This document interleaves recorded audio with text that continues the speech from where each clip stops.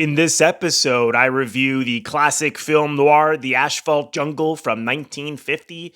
This was directed by John Huston. He co-wrote the screenplay with Ben Maddow. Is based on a novel by W.R. Burnett. It's got a large ensemble cast. I will mention a few of the actors. We have Sterling Hayden, Lewis Calhern, and an early performance from Marilyn Monroe.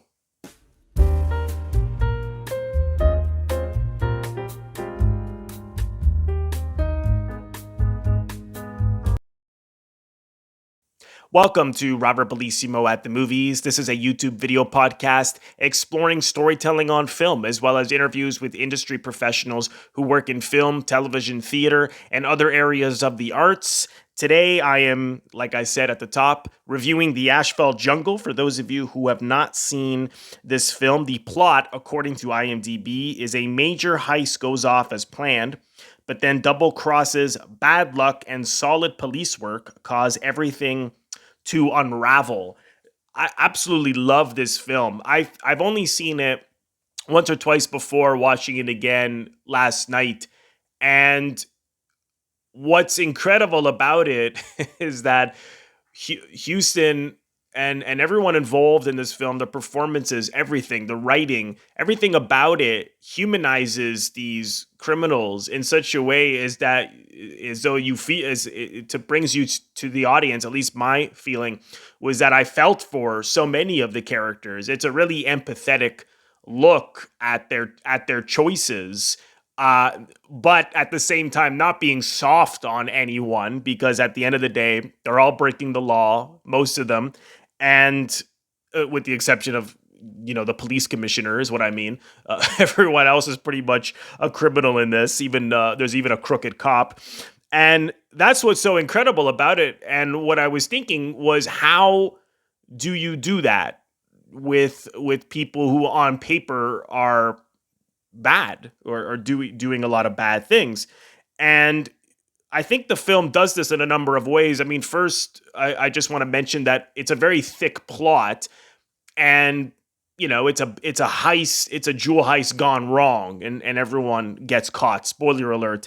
So I won't go into the details of how all that happened. I'll leave that to you, the audience, to watch the film or to watch the film again. I thought the best way to review this film is to look at how these people were humanized and really look at these rich relationships within, and some incredible pivotal moments with incredible performances that really bring out the essence of the film. So I'd like to begin by looking at some of the characters. Is that, Sterling Hayden is... We see him very early in the film. The police are looking for someone who's committed a robbery nearby. Because you see Hayden walking around, you get the impression it's him. He goes into this diner and he puts a gun to the man working there, and the man puts it in his cash register. And so now that they're in on it together, or he's helping Sterling Hayden out. Sterling Hayden, his character, his name is Dix. The man working at the diner is Gus, played by James Whitmore, both fantastic. And so immediately you know that they're in on this together. And his character is probably the easiest to understand, because he actually talks a little bit more about his backstory and his circumstances, more than some of the other characters do. You probably know the most about him. Dix is from Kentucky, and he talks about later with another character, which I'll get to in a moment. He talks about the fact that him and his family lived on this farm, on this ranch in Kentucky where they were from, and his father lost the ranch after a very, very difficult year, and later his father has passed away in the same year. And so his dream is to get this ranch back. And so you don't know how he's now. I mean, you don't know exactly what city they're in. You don't know exactly how he wound up in the city he's in, but you certainly get a strong understanding that his life went to hell at that point, and now he's turned to petty crimes in order to get by. So what's interesting is that Dix and Gus in the diner have this conversation, and Dix is $2,500 in debt. He's also has now developed this gambling addiction, and so he's telling his friend this in a real vulnerable moment, Gus. And Gus, I think this is another reason that you feel for these people, is because they have relationships that we can all relate to. In this case, they're good friends, and he wants to help him. He says, "Well, I have $1,000. I'll get the other the rest of it, and we'll help you out." So there's this sense of reliability. There's this sense of friendship. There's this sense of trust between them, and so that, for me as the audience, puts me in this position, in this feeling to empathize with these men, because of the fact that Gus is trying to help him, and so the essential quality of that makes you feel for them. And so he calls his friend up, Louis Chiavelli, played by Anthony Caruso, really good performance. And what's interesting is that he is married with a baby who's about under a year old. And so, he calls him up and he's like, "Oh, we gotta help out Dix." And, Lewis at first says, "No, I'm not gonna help him. Who cares about that guy?" And they get into an argument and he hangs up. And then this is another one of these beautiful moments where they don't spell everything out for you. You really have to go to the film and participate and have your own interpretation of why characters are doing certain things or what psychologically is happening to them. And so he looks at his child and his wife who are sleeping, and then he calls his friend back and says, "Okay, I'll help." So they're not telling you exactly why he suddenly changed his mind. I mean, my interpretation of that is that now that he has got these new responsibilities, and he's taking care of a child, and he's taking care of his wife, he just feels more for people who are vulnerable. And so, because he's not just thinking about him getting by, he's thinking about how to take care of others. And so, as a result of taking care of his family, it's making him now empathetic towards other people's problems. The only thing I thought, perhaps, I'm not really too sure if I'm sold on this, but something I thought, I'm not sure if it's not really a flaw, but I thought maybe the friendship between these three men could have been stronger, because what we see later on is that they all go in on this heist, this jewel heist, which I'll get into how that comes about soon. And so, as we are meeting all these people, we're getting an understanding of why they would want to be involved in such a heist, which you see in a lot of heist films. You get everyone has a strong motive. This is more interesting to me because it's all psychologically a little bit more complex, and their relationships are a little stronger. However, once Lewis joins and they ask him whether Dix would be a good person to join as well, he says, I don't like that guy. And he goes, then again, I don't like any hoodlums. So I just wondered if perhaps having them all three as closer friends, if that would have been a stronger choice. Let me know what you think. I'm interested. Comment below. And so I thought that the relationship there, particularly between Gus and Dix, was quite interesting. The mastermind here, played by Sam Jaffe, is a wonderful performance. He plays Doc Erwin Rieschenschneider, who's just out of jail, and this guy's an amazing actor, and I don't really know many films he's in, but I thought he was someone they got right from Germany. I mean, but he's a New Yorker, and he is absolutely fantastic in this film, and so convincing, and he plays it like such a gentleman. I mean, he's such a gentleman, and he's got this quality of such a gentleman and such dignity. and so much self-respect. Like he feels like everyone's grandfather, and you do get that feeling because once he has this idea to he has mastermind this jewel heist, and he wants to hire men, and he wants 50 grand in order to hire everybody to do various things in order to pull the heist off. And so as everyone gets recruited, like he takes an interest in the child of Lewis. He's asking how the baby is, and so it just has, you don't see that in a lot of crime films. He's like, I envy you for your child, and Lewis is always talks about his baby a lot. He's like, my wife wants to take her out for fresh air too early in the morning. I don't know about that. Like, I love those moments because you suddenly, like, 1 minute they're talking about a heist, and then the next minute they're talking about, they're talking about just things that everybody talks about, ordinary, everyday situations that we're all in. I mean, you certainly saw this later in television shows like Sopranos. I mean, like a lot of people would say, Tony Soprano is like everybody else, just he happens to also be a gangster, and you see that in this film as well. So I can't help but wonder if this really was an inspiration for so many, gangster films that came later that didn't just show them as criminals, but showed what they were like at home. So again, it puts you in a place of feeling for these men because they're the protagonists and they have relatable qualities. The other really interesting character, Jean Hagen, who plays Doll Conovan, this is another relationship that is not spelled out. She comes over to see Dix, and she's just, you get the feeling that she's also like a character from the streets. She works at one of these sort of illegal joints that have been, busted up by the cops. And so now she's lost her job.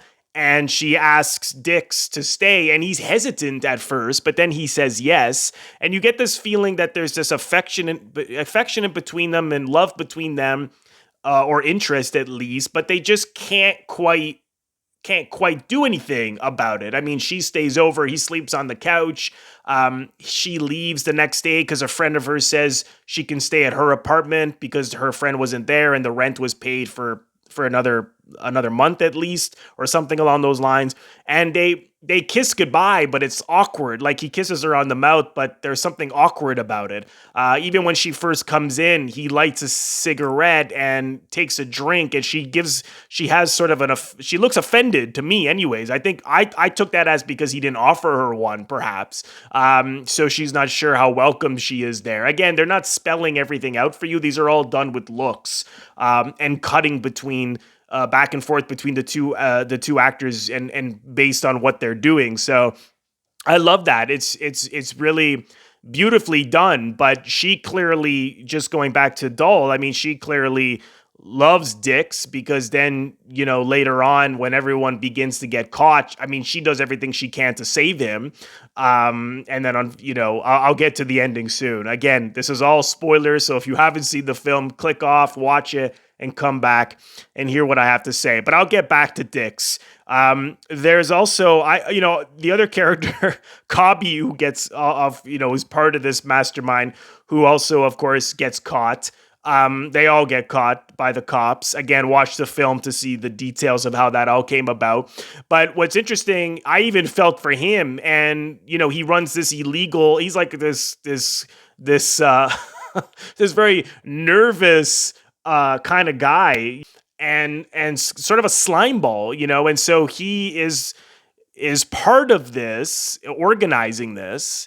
And when the a police officer comes to question him, the cop is also someone we know from the beginning of the film who has been taking bribes from Cobby in order to keep his establishment, his illegal establishment, open. And so now the cop is in a position to have to question him. And so they get into an argument. He's like, let me off the hook. And Cobby says, I'll tell the cops that I've been giving you bribes.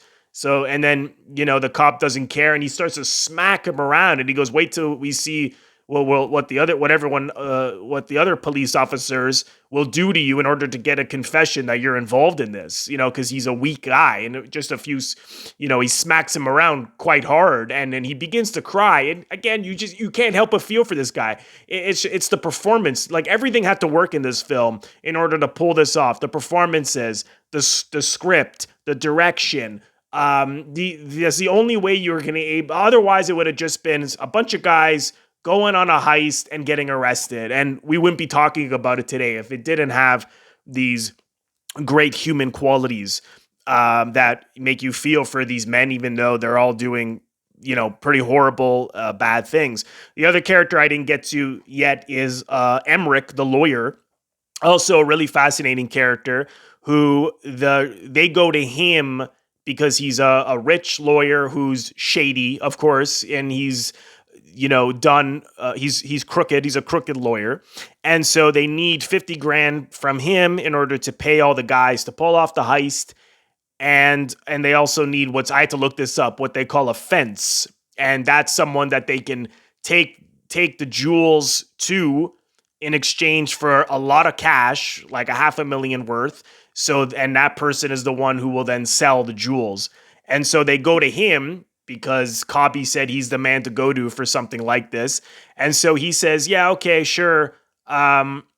He's all in on it. And then what you find out later is that because he's facing bankruptcy, he wants to rip them off. And so he gets this private eye, crooked, also crooked private eye, in on it. And what's interesting about him is that you don't know he's married yet, but he goes over to this woman sleeping on the couch, and that's Marilyn Monroe.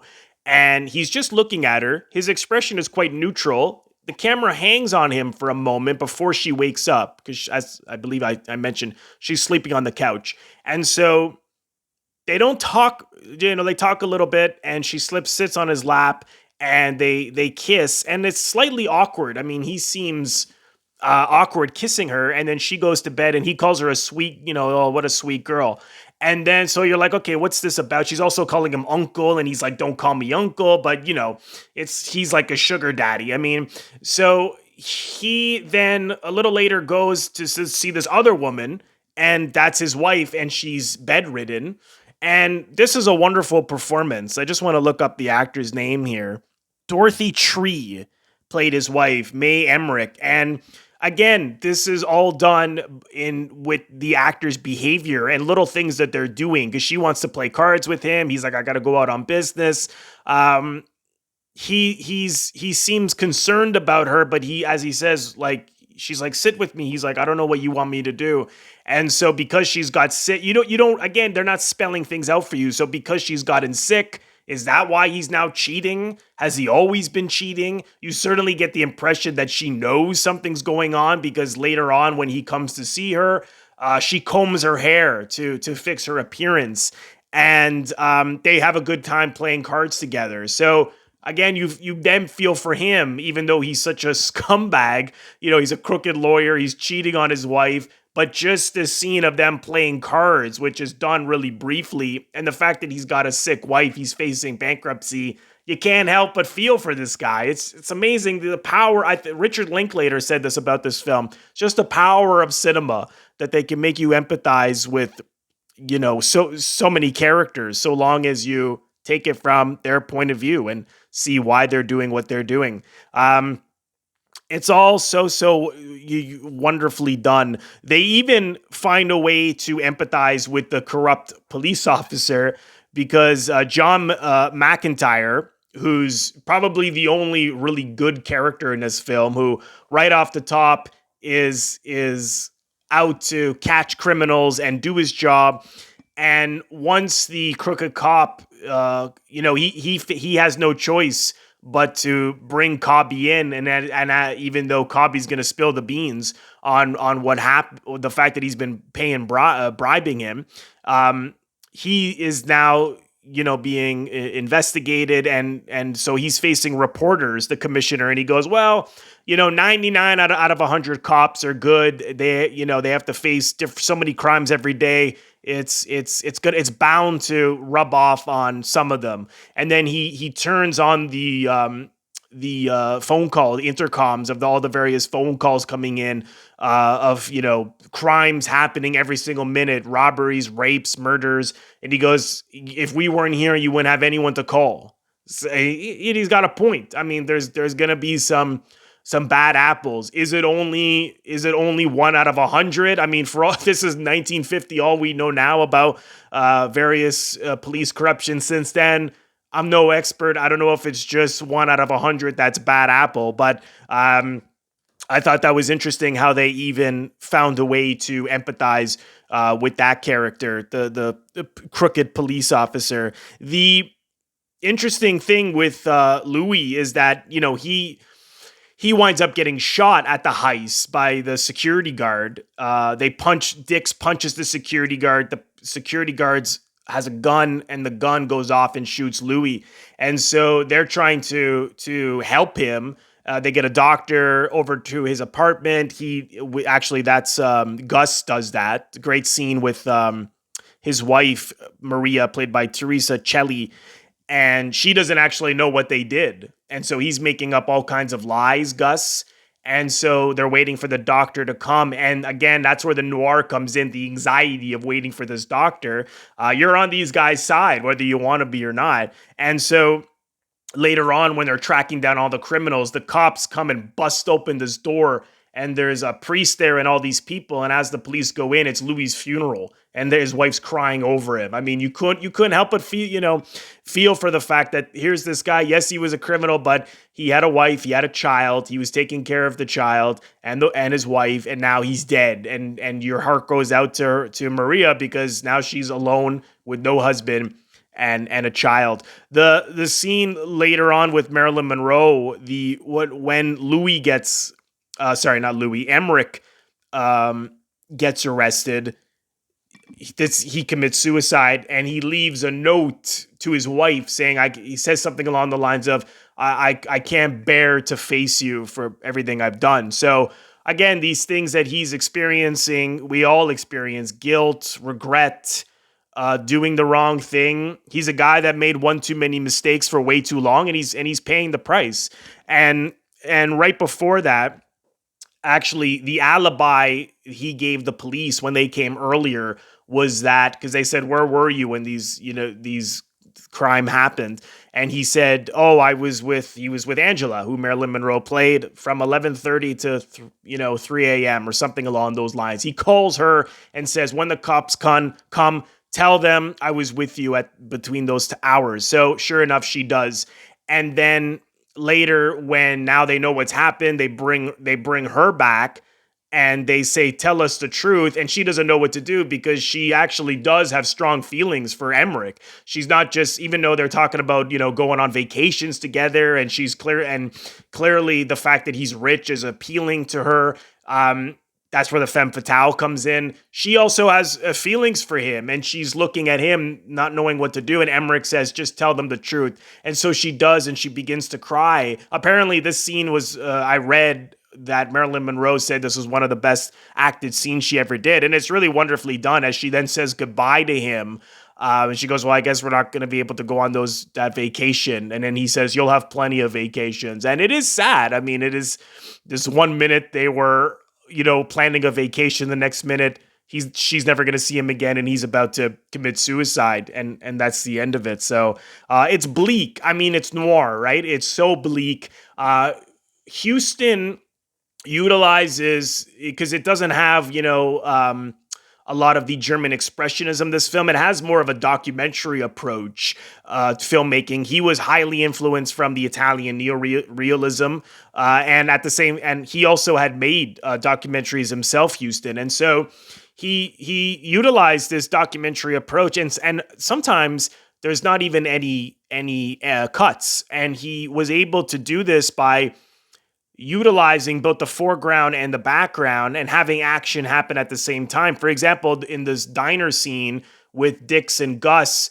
there's a scene early on in the film where Gus is feeding a cat and he gets into an argument with a customer, and it's all one shot, which is right beside Sterling Hayden as he's sitting at the counter, and in the center of the counter is Gus, and then on the other end is this customer, and this argument happens, and then Gus comes around and throws him out, and then the camera pans over to that, and then pans back as Gus goes and sits beside Dix. And so it's that's a lot to happen in one take, and that's a lot harder than people may think, because when you're reading that on a script, you think, okay, well, there's a lot that happens here. There's the conversation with the cat, there's the argument, there's the throwing the guy out, and then there's Gus and Dix meeting together. And so to be able to pull that off in one take, it's got to be blocked really well, and you have to be able to move the camera when needed and pan over and then pan back. So it's, again, utilizing this documentary style by having as little editing as possible. So I thought that was just remarkably done. Back to Dix, what we see that happens, of course, is that he also gets shot by the private eye. When they go to Emmerich, plan was to tell them all that stall them when they come with the jewels. And of course, Regent Schneider is too smart for that. And so they know that something's up. And the private eye takes out a gun, and before you know it, Hayden gets shot, but he kills the private eye. And then, they knew what the lawyer was up to, and they say to him, well, what you're gonna do is you're gonna try to sell the jewels to the insurance company, so because then they'll pay us for the jewels. So that's what he tries to do, but of course they don't even get that far, because the cops bust it down and figure out exactly what they did. And what happens, of course, with Dix, which is now where this love story with Dahl is, that he's shot, and it's just the two of them. They've now split with Richard Schneider, and he doesn't know what to do, and they're hauled up alone in this room, and he what he wants to do is go home, go back to the ranch. And so he doesn't care that there's cops everywhere. He's going to drive slow. And so she tries to talk him out of it. And it's just this beautiful extreme close up of him in the car as he's getting closer and closer to the ranch. And that was his dream, just to go home. You can't help but feel for this guy. He's trying to go home, and then as soon as he gets there, he dies. And all the horses on the ranch crowd around him. It's like a funeral with these horses. This is his home. This is what he loved, and all he wanted was to get it back. And he doesn't make it. The way in which the doc Rieschenschneider gets caught is really interesting, and it illustrates the relationship between sex and crime. He is confident that he's going to be able to get out of the city. He splits with Dix, and he gets into a cab, and the cab is a fellow German, and he wants the guy to drive him to another city. And so he says to him, he talks about, having some fun together. And then the cab driver says, "You're a man of pleasures, a man of pleasure, aren't you?" And so he goes into this diner, and he sees this group of young people dancing, and they run out of change to put in the jukebox. So he gives them a bunch of change, and he tells them to play what they want. And one of the young people is this young woman, and as she's dancing alone, he's totally checking her out. I mean, he's looking at her with such longing, and he's aroused by her. And it's very clever back then how they use sex in these films, because obviously during the production code, you couldn't show a lot, so everything had to be done either coded or in a very subtle way. So I'm not sure what it would have said in the script, that he's at a diner and he gives people change and watches them dance. I guess I don't know if it went into details of what he's experiencing. I doubt it. If anyone knows, comment below if anyone's actually read the screenplay. But he's watching her, and this is another weakness of his that he got caught, is now women and also with the lawyer.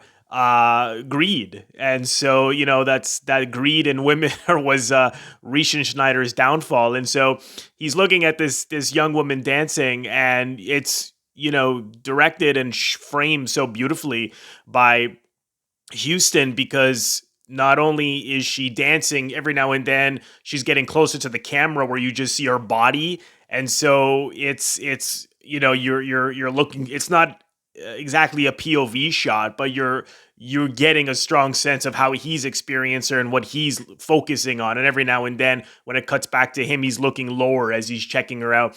And then as she gets closer to the window, she's in front of the window, and then when she leaves the window, there's the two police officers. And there's a bit of humor here as well, because when the cab driver says, "Come on, we have to go, we should leave," and then he says, "Oh, plenty of time, plenty of time," not knowing that the cops are outside. And then sure enough, when she thanks him for the change and tells him to stay, he says he has to go. And when she thanks him again, he goes, "The pleasure was all mine," with a straight face. And then as he leaves and he gets arrested outside, he asks the cops, "How long were you watching me outside? When did you get here?" And they're like, 2 or 3 minutes ago. And then he realizes he stayed 2 or 3 minutes too long.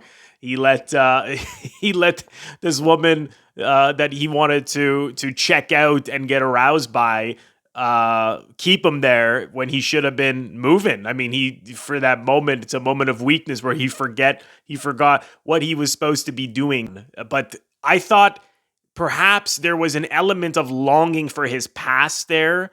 That's the interesting thing about a really good movie, is that it doesn't have to just be every motivation or reaction as a static meaning. I think there is some ambiguity there, because he also is such a great performance by Sam Jaffe. He also looks to be longing for her. This is just my opinion. And not longing for her, but longing for the past, because he doesn't like zero in on the girl when Riesenschneider first looks over at the table of he first cuts over to just these young people around a table who are out of change. So it maybe would have been a little more of a static meaning if the camera was always on this girl, but I took it as the fact that he was longing for his past. I mean, he's also with a fellow countryman in the cab drive in the taxi cab, which was part of the reason why he wanted him to drive him all the way to get out of town. And he also mentions right before he leaves, Dix wants to give him a gun, and he says, "I haven't had a gun since I was in my 20s." And so I think that does connects him to his past, reminds him of his past, and he's an older man, right? And he's now having these experiences that are making him long for his past. So I don't think it's as cut as dry in terms of, oh, he got aroused by this woman and that's why he got caught. And he's checking her out. But I think there's something a little more to it. I think if you take a look at Sam Jaffe's reaction there. Yes, he looks aroused, but at the same time, there is a sense of longing. Comment below, let me know what you think. And another interesting scene he has with Dix is that this element of almost father-son like relationship they had with one another. He trusts Dix. He asks Dix advice. He doesn't trust Emmerich right away, and that was an instinct that he didn't lead. And because he finds out from the prostitute he was with that Emmerich was broke, and Copy says, no, he's not broke. Don't trust this woman. And he should have, this guy's been a criminal for a long time, and he didn't follow his instincts on that.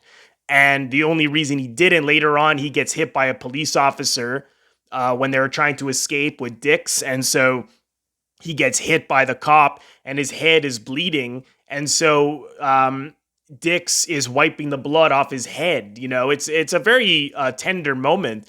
And he says to Dix, again, a moment of vulnerability. He's like, I shouldn't have trusted Emmerich, because Emmerich said there could have been more. They could have found a way to keep more money.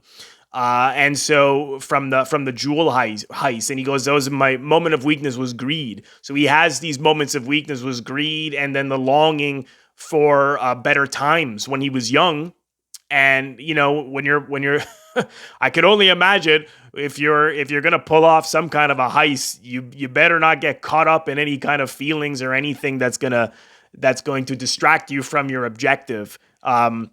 So all in all, it's wonderfully done. I hope that reviewing a film to go deep into a review of a film like this is always challenging because it's such a thick plot. It's got twists and turns, but it's to me, it's what's really, really interesting is looking at these relationships, is looking at these characters, because they're full of feelings, and they're really rich and psychologically interesting. I also want to mention this moment with Gus, because once he gets arrested and Cobby's in the next cell, and he comes in and he just looks at Cobby.